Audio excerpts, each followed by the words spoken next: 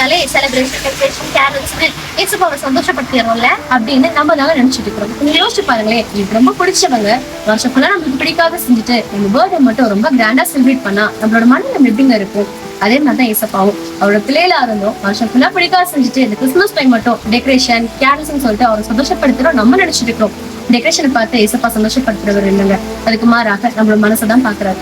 வருஷம் ஃபுல்லா அவருக்கு பிடிச்ச மாதிரி வாழ்ந்து பார்ப்போம். ஒவ்வொரு நாளும் நம்ம கிறிஸ்துமஸ் தான். God bless you.